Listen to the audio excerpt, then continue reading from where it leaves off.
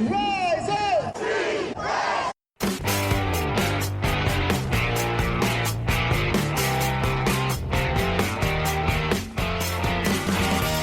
This is the Rise Up See Red podcast, all about the Arizona Cardinals and the NFL, featuring insider and outsider perspectives. Enjoy the best hour of Cardinals talk on the web.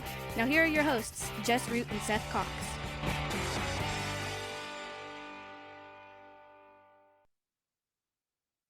Hello, Arizona Cardinals fans, and welcome to the latest edition of the Rise Up See Red podcast, the best of Cardinals talk on the web. I'm your host, Jess Root from CardsWire.com, USA Today's NFL Wire site that covers, of course, the Arizona Cardinals. And for episode 711, our Cardinals-Packers preview picks and predictions and props. Joining me is Seth Cox from RevengeOfTheBirds.com, my co-host, as always, SB Nation's Arizona Cardinals site. And Seth, we have I'm not sure what I think about this game, but if the Cardinals somehow can win this game, maybe they can save their season. Yeah, I mean, it's one of those games that sucks in the sense that it's way bigger than it should be for a Week 7 NFL game, right? But the reality is you're sitting at 2-4. You've lost 4 games in a row. Those 4 losses have come by a combined 9 points. And ironically, your biggest loss is from last week, right? You have a 15-16 loss to the 49ers, a 20-23 loss to the Seahawks, a 21-22 loss to the Titans, then a 27-31 loss to the Colts last week. And so, yeah, I mean, to see a Week 7 game heading into a bye week have this much impact on the season, and let's be honest, I mean, the reality of the situation is they're really far behind the 8 ball already. To say that the season isn't over yet is very hopeful. But like you said, a loss basically puts a nail in the coffin, because at that point they would have to go likely can only lose like 2 games to consider making the product. Right. That's crazy. And there's nothing about a 2-5 start that says, oh, we can go 8-2 the rest of the way. By the way, though, it's weird because we're just a few plays from a 6-0 season, but that's what happens with teams non-good teams. I'm not really I'm not going to call the Cardinals a bad team, but they're definitely not a good team. So good teams win games that are close. Yeah, this team does not. Right. Well, and that's the other thing too, right? Like even if they were to lose this game and sit at 2-5, and then they find a way to go 10-7, which neither you and I would say they would do, but if they did find a way to do that, they'd also be like the hottest team in the NFL. And so now all of a sudden you're like, oh, hey, they've got a shot in the playoffs. So, I mean, that's the flip side to it. But the reality is, like you said, the NFL is a 1-score league for the most part. And every game this season for the Arizona Cardinals has been 1 score. They've beat teams that are worse than them. They've lost to teams that are as good, if not better. And then they've blown 1 game against the worst team in the NFL. And ironically, now not the worst team in the NFL record-wise, because the New York Jets are a dumpster fire as well. So, yes, they are. That's how the NFL works so much, right? And you're so accurate in that, Jess. The NFL isn't about winning games 44-20. The NFL is about, how do you win 31-27 games? How do you win 23-20 games? And under Jonathan Gannon, the Arizona Cardinals just don't do that. And so, we talked about it last week or last episode, right? When it was you and I, the Cardinals just lose too often in those 1-score games. And it's a history with Gannon. Yes, they have some blowout losses. We've seen them, like the Packers lost last year, right? but and the Commanders lost last year, but most of the time we're looking at 34-28 losses, 30 or 2013 losses, things like that, where, as you said, there is a handful of plays in every game where, like, well, if that just goes different, they win. Well, as you astutely pointed out, good teams, you don't have to do that. Good teams, you go, these handful of plays, if you make them, we win by 3 scores, right? Yes. It's like, and there hasn't been really any clutch to, like, they rallied back. So they had the clutch gene in against Seattle when they came back from down 20-6 to tie the game, only then to give up the game-winning drive. And we've talked about it before, but that's not been good. But we've got the Packers this week, who are a good team. They're 3-1-1. They are in first place in the NFC North. They are a top 10 unit, both offensively and defensively, and that's both in points and yards. This is a very consistent team, although it's not particularly flashy, because their offense is everyone can hurt you. Their leading receiver this year is tied between Tucker Kraft and Romeo Dobbs. Each have 18 catches in 5 games. The offense runs through Josh Jacobs. He is putting up volume. He's got 359 yards and 6 touchdowns in 5 games, but he hasn't been the efficient guy this year, as he's averaging just under 3. He's averaging 3.7 yards per carry. That said, that still paces the team, and he has, after a slow start, he's had over 150. He's had at least 150 scrimmage yards in the last 2 games, which that feels like bad news for the Cardinals, doesn't it? Yeah, especially after last week, right? Where we kind of highlighted it going into the game. What was the key to the game? They did an overall good job against Daniel Jones.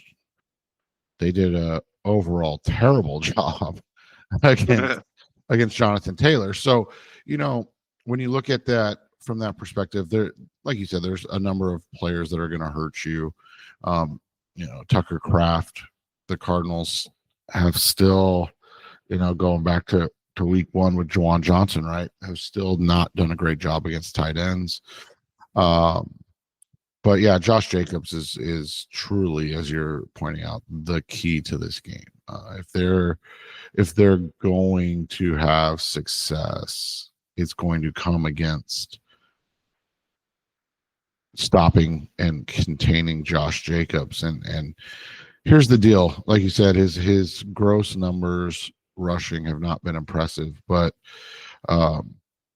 the last 2 weeks against Dallas, who's a bad defense, and Cincinnati, who's, I don't know what they are. Also a bad defense. They're also a bad defense. Yeah, but you also don't know what they are. They just beat the Steelers, right? Although, Aaron Rodgers had a field day.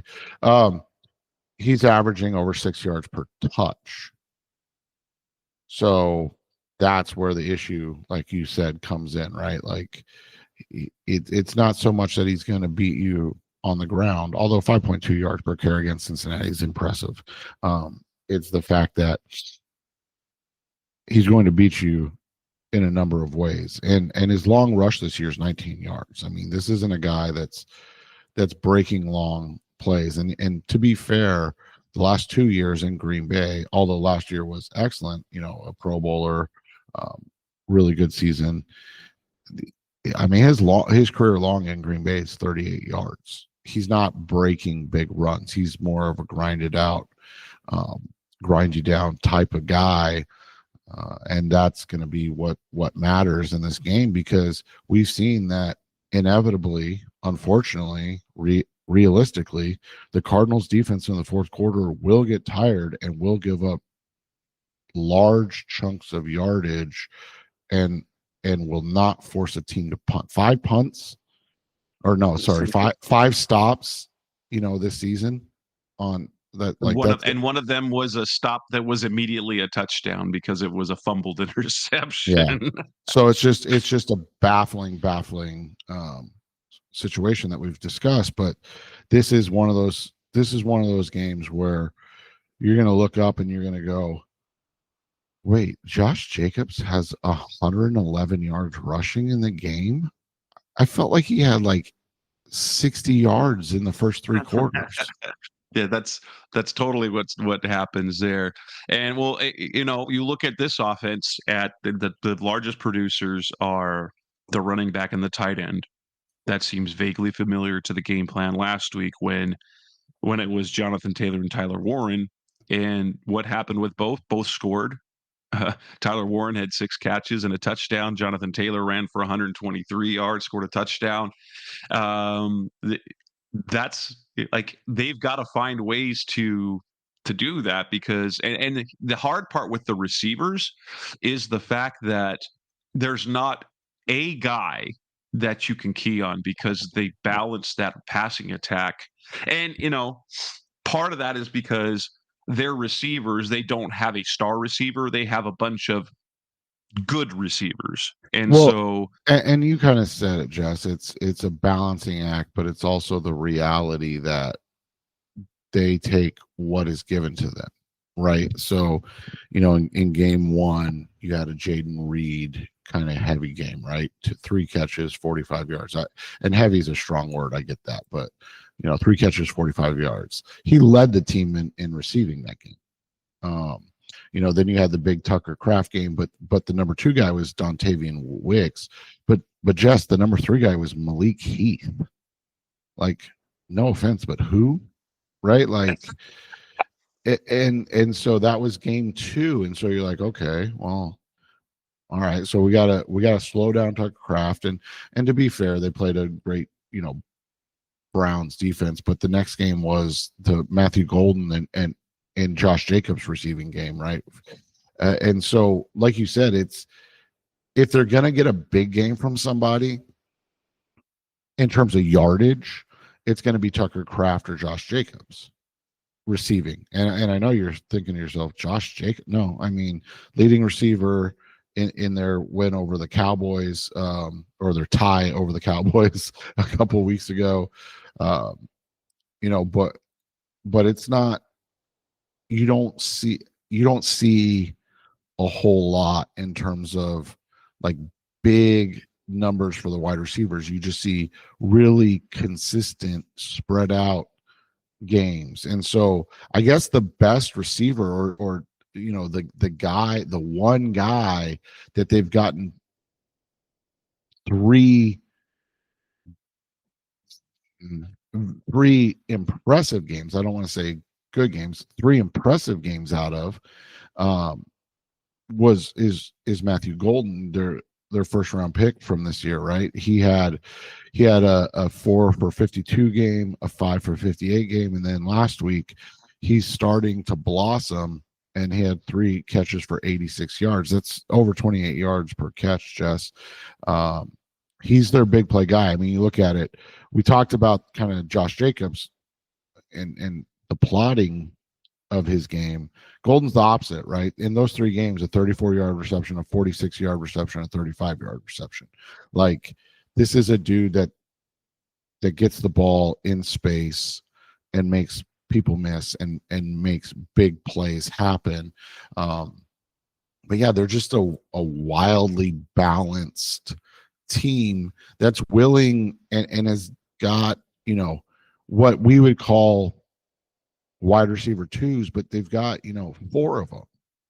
And when you have 4 of them, that's a good thing, because you've got balance and you can just do whatever you need to do depending on the game. I mean, they're going to end up with 5 guys, barring injury obviously, but at least 5 guys with over 500 yards receiving.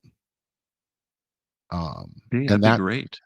I know, and that just, and like you said, it's not impressive, right? Like, you don't go, oh man, that passing attack from the Green Bay Packers it's not impressive because the numbers aren't impressive, but it's impressive because it's so balanced and it's so mixed, and they're able to do what they want based on the matchups that they're seeing, and they're able to attack in different ways.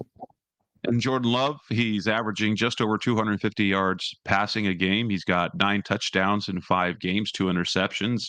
He's on pace for a roughly 30 to 35 touchdown pass season, with only a handful of turnovers.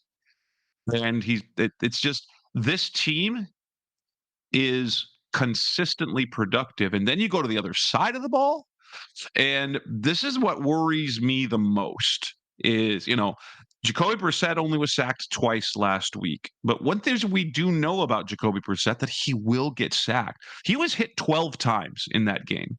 Now, part of that is the willingness to wait and to deliver a throw, but that might not work this week against a team that has granted, they don't have large sack numbers through 5 games, but they have 2 very good edge rushers in Rashawn Gary, who's got 4.5 sacks through the first 5 games, and Micah Parsons, who's got 2.5, but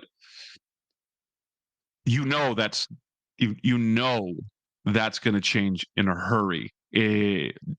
Parsons is a guy that can absolutely wreck a game, and he hasn't been elite yet, but that's coming. And now that there's nearly halfway through the season with that early trade or that late trade, I worry this is a Micah Parsons game. Yeah, and he's been good, but not fantastic. But their defense is just based off of, again, really talented young players. Think about this, Jess. Quay Walker, their talented linebacker, and Edgerrin Cooper, their other talented linebacker, are 25 and 24.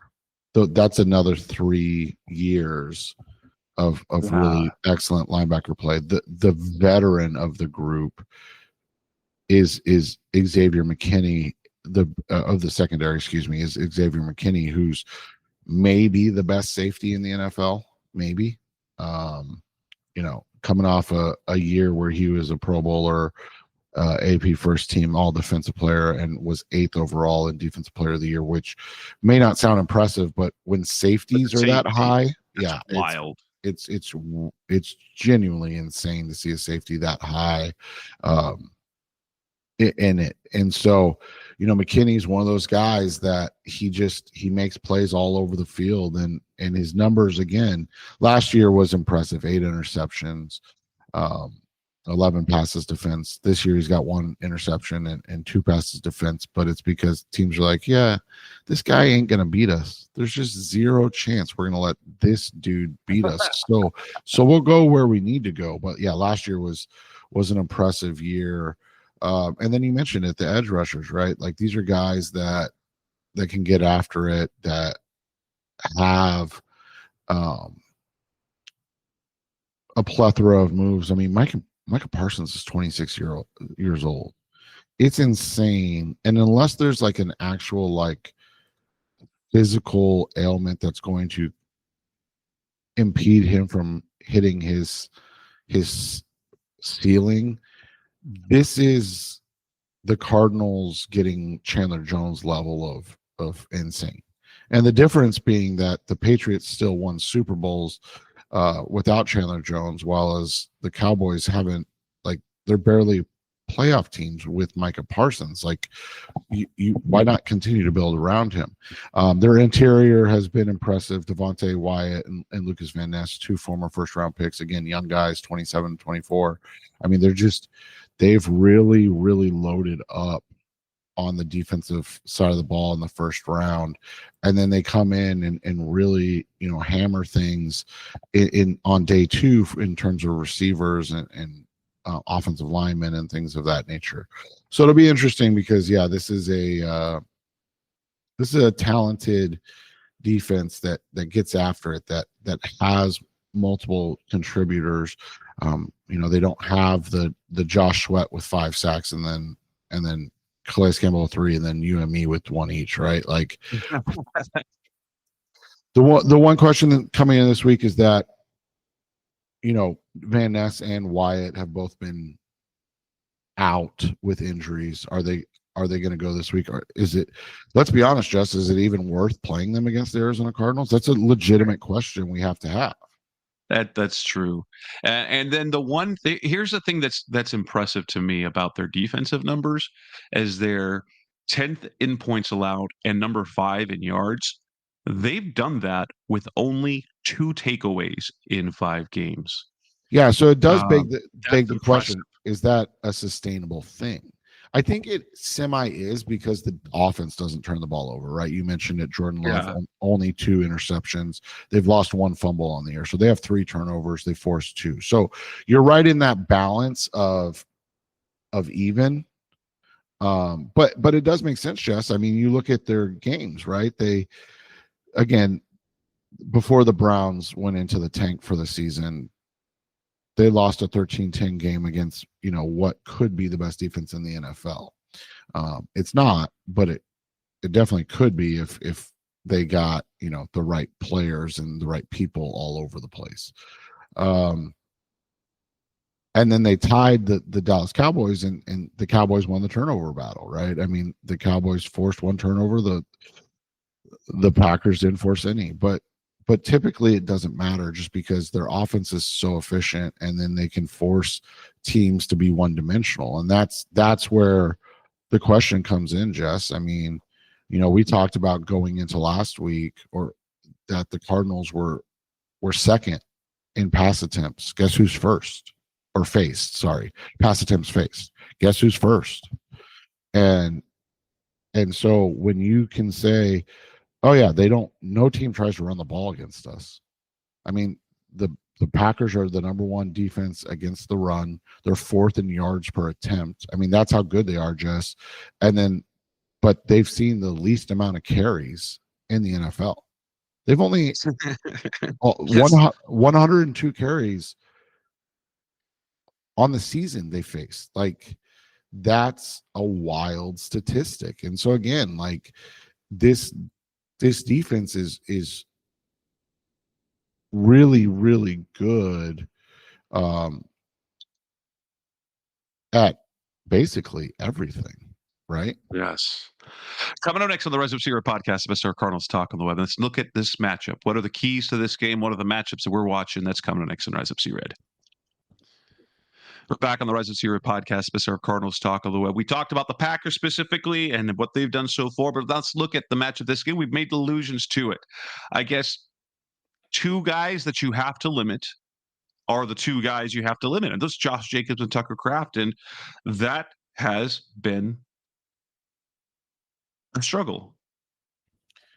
Yeah, man. I mean, you look at the fact that the Cardinals, against a similar team, and now they're facing just flat out better quarterback, struggled against Tyler Warren and Jonathan Taylor. And so when you look at it from that perspective, you go,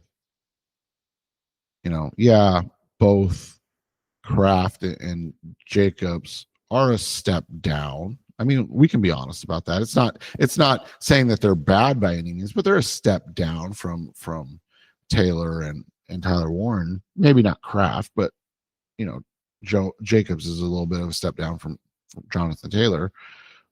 But then you get the inverse, that Jordan Love is probably 3 to 4 steps above Daniel Jones. Jones, right?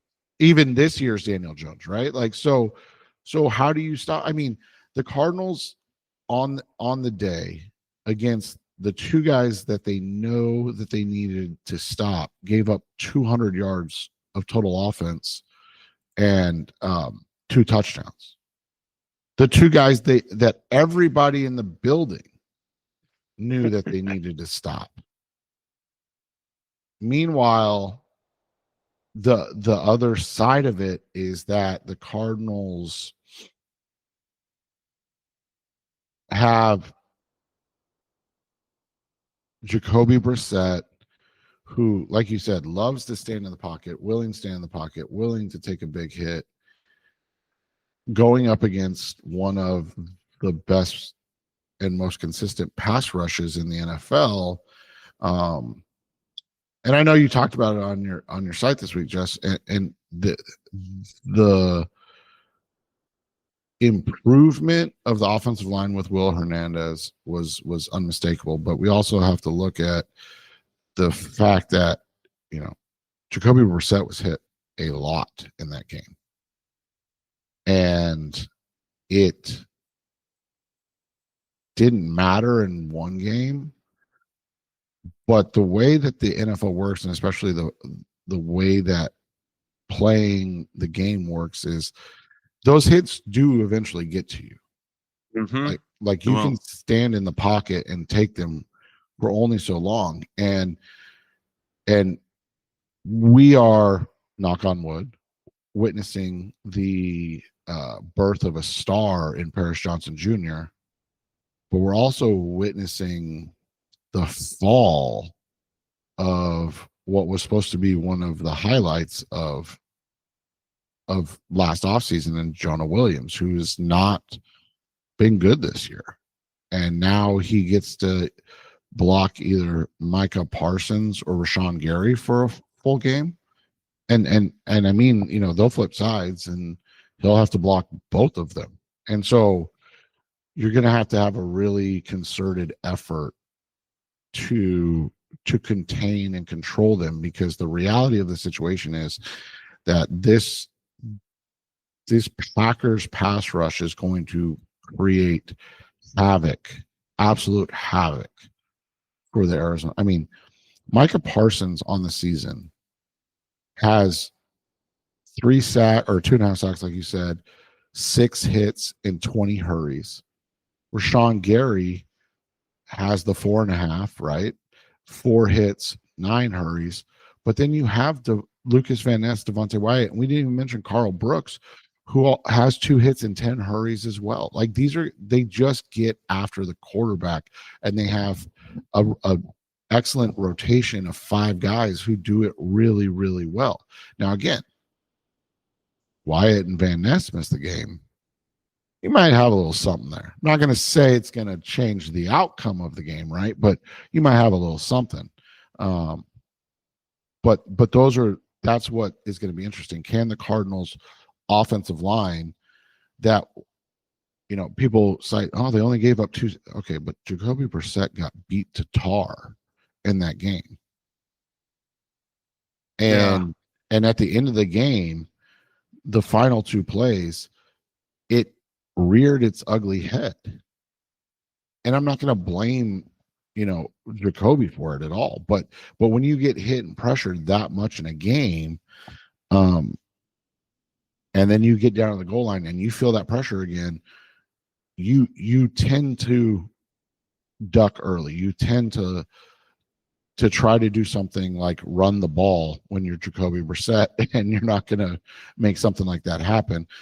Or you don't set your feet and you throw a pass that is so uncatchable that the NFL is even like, we're not going to throw that flag. We're not going to bail you guys out at the end of the game on a pass that, was more catchable for a cameraman or a fan than it was Trey McBride. Right, wrong, or other, that's just the way it's going to work. And so that's what the question becomes this week. When you have a team that's going to, hit him probably 6 to 10 times, they're going to sack him,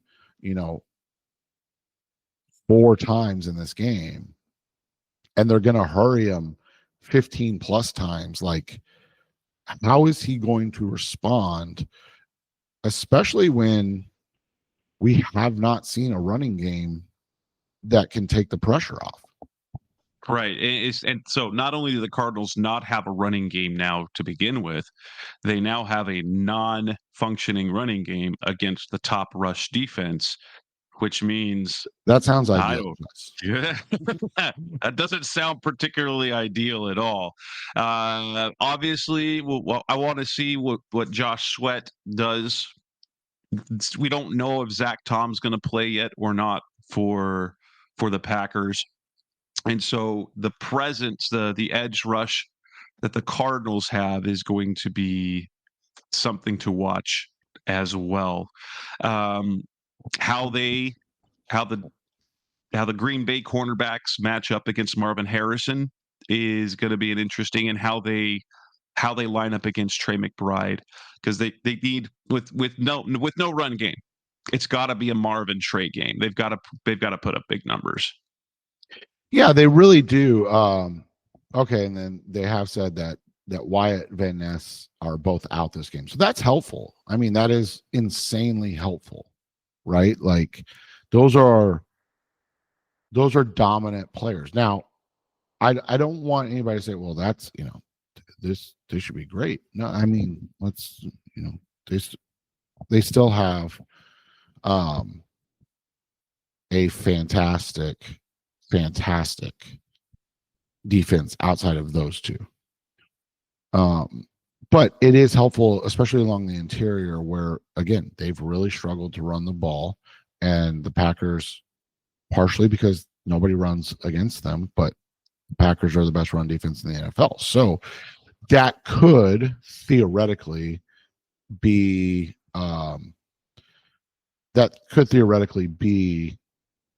a small positive for the Arizona Cardinals. But I don't want to get overly excited because, again, this team hasn't been able to run the ball against bad run defenses. And yes, Wyatt and Van Ness are very, very good, bordering on elite. But again, we're not gonna count our chickens before they hatch, so to speak, right? The other, well, this will be the fun in terms of rookie matchups. It's going to be Matthew Golden against Will Johnson. However that ends up playing out, because we don't know how they're actually match up, but that's going to be a fun one to watch if you get the rookie on rookie production. Will Johnson, who's had really a quietly very good season to start the year. Those player grades from PFF, but they work in the Cardinals' favor. They work in the Cardinals' favor for Will Johnson, who's been doing really well. But yeah, coming up next on the Rise of Sierra podcast, Best of Cardinals Talk on the Web. Let's move on to our picks, our predictions, and talk about the bets that you can make a little money on. And it's coming up next on Rise of Sierra. We're back on the Rise of Sierra podcast, the Best of Cardinals Talk on the Web.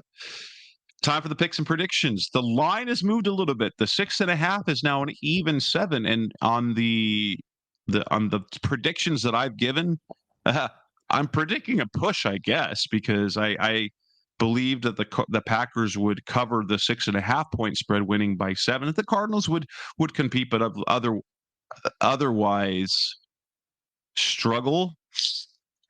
Maybe compete, but not make plays late because their fourth quarter defense, we know they're not good. The Packers have scored 27 points exactly in all 3 of their wins. I had this game as a 27-20 game.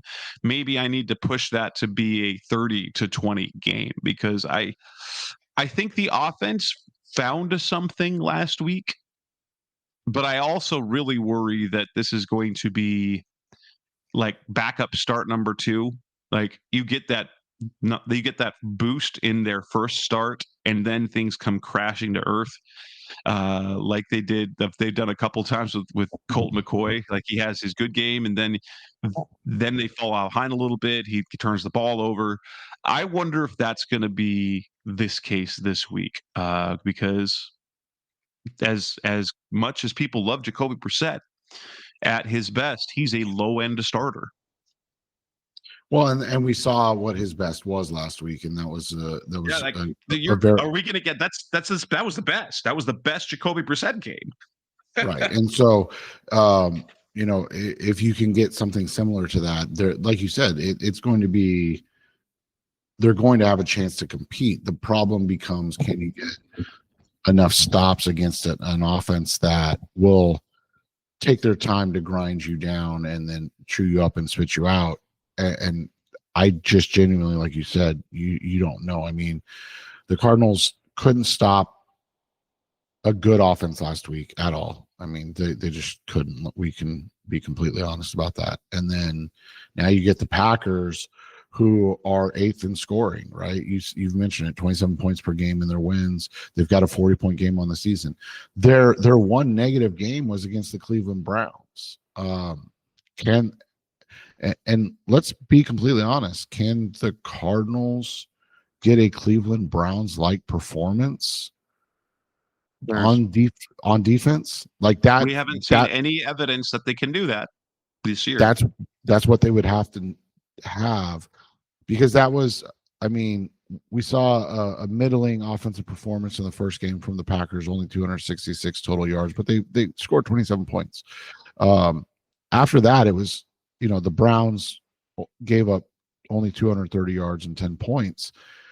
The other 3 games, Jess, and they've only played 5 games because they had a week 5 bye week, people. The other 3 games, 404, 489, and 409 yards of offense. They're freaking good, man. Like, they've got one game where they've given up over 400 yards on offense. That was to the Dallas Cowboys right before the bye week in that 40-40 epic tie. And outside of that, last second game tying field goal. What a weird way to end the game, to end the game with a field goal to just come away, to not lose. But yeah, the rest of the games, their opponents haven't touched 270 yards. And not just that, just look at the numbers. Look at the 200 pass yards for the Lions. We're 200 pass yards for the Lions. Doesn't matter who the quarterback is. The Cardinals passing attack is not as good as the Lions. 179 yards for the Washington Commanders. Okay. 125 yards for the Cleveland Browns. Okay, we can throw that out. 213 yards for the Jake Browning Cincinnati Bengals. Like that was Joe Flacco last week. Was Flacco it? got them to cover. Yeah. Oh, okay. I didn't know he was there already. Yeah, he was in like on a few days. That was my pick, because I thought that Flacco would help them cover the 14-point spread that there was. Yeah, right. And then you look at it. It's the rushing, though, that's absurd. I mean, outside of the Cleveland game and obviously the Dallas game where they gave up over 400 yards, I mean, just 46, 51, and 55 yards. Like, that's nuts, man. And if you want to look at things through a lens that's kind of realistic, are the Cardinals kind of not similar to the Cincinnati Bengals? Maybe a slightly improved defense, right? Like slightly better overall defense, but they're kind of the mirror image of that Cincinnati Bengals team. The Bengals have the better receiving corps. The Cardinals have a slightly better defense. I mean, is 268 total yards of offense? That seems about right for this game. 55 total rushing yards. Like that kind of seems what we'll see from the Cardinals this week. And if that happens, yeah, that's where the problem will lie, because they've had bad rushing games, Jess, but 82, 89, and 88 yards rushing. Those were their bad rushing games. They haven't had a sub 75 yard, a sub 60 yard rushing game. So can they sustain that? Will they be because I think this week that's what we're going to see, right? Yeah. It's gonna be rough. So my pick for the game specifically, I'm gonna push because I think the Cardinals are gonna win. I think the Packers are gonna win and cover. I'm gonna go 30-20. 30-20. Packers beat the Cardinals. What do you got for that score? Yeah, I think it's going to be the Packers. I think it's going to be 28-17. So similar score. I just don't think the Cardinals get that extra field goal. So I think we get 2 more Jacoby Brissett touchdown passes, and fans are going to be fired up, man, fired up. Unfortunately, because technically Kyler Murray is questionable, and while he did practice, he was seen throwing to practice squad guys, and so there are no Kyler props or Jacoby props, and so there's not a ton of props we can go with. But the first one I look at, and with my 20-point prediction, that changed in the last like 10 minutes. Chad Ryland over 1.5 field goals went from plus 105 to even money plus 100.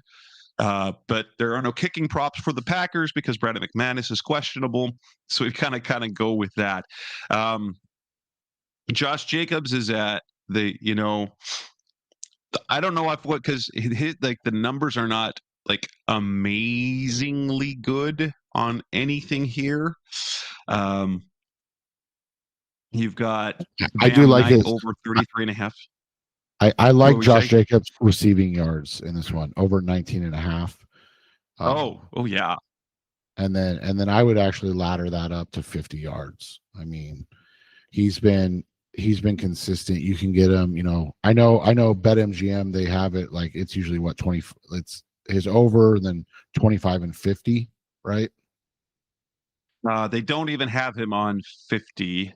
Okay. And they don't have Jacobs listed for alternate receiving yards at all, unfortunately. Okay. So all right, so yeah, go to FanDuel on that one. You can get him, 20 plus yards at minus 114. That's his line. You can skip 25 plus if you want.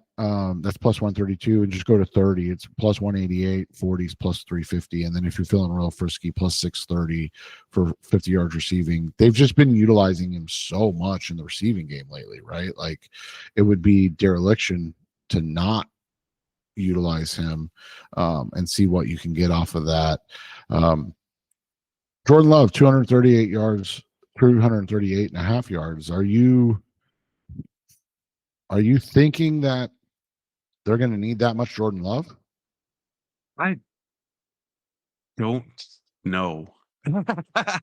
But this is just such a hard game. It is. Yeah, that there are 2 receiving props that I think are easy ones. You get plus money at plus 120 for over 4.5 catches for Tucker Kraft.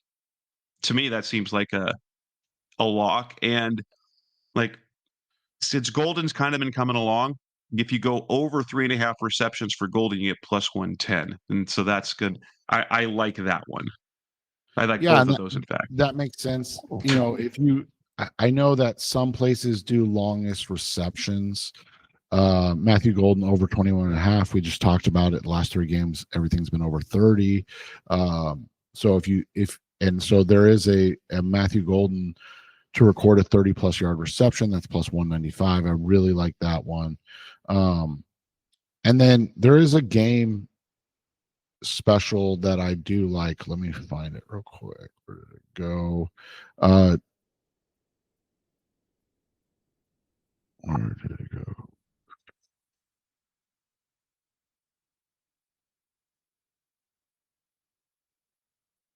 And that was there it is. Matthew Golden over 25 plus receiving yards in each half. That's plus 330. So it's a longer shot, not a huge long shot, but plus 330. Again, I think he's gonna have a couple big receptions. So like Jess said, I could see a game where it's like 4 receptions for 75 yards and one's 37 yards, and then he has 3 more to like kind of get him over that. So that's one I like as well. What do you have any defensive props at all? None at all. They do have interceptions. One that I again plus 550. It's a little long shot, but Xavier McKinney to to record an interception.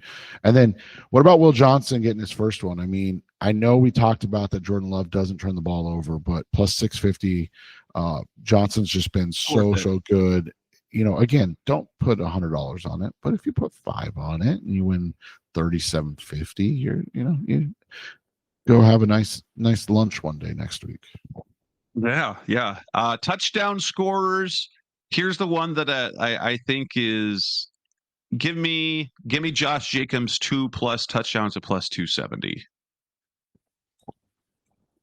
Yep, and that's better at BetMGM. It's plus 250 on FanDuel, so go with that. Yeah, I mean, this is a tough one.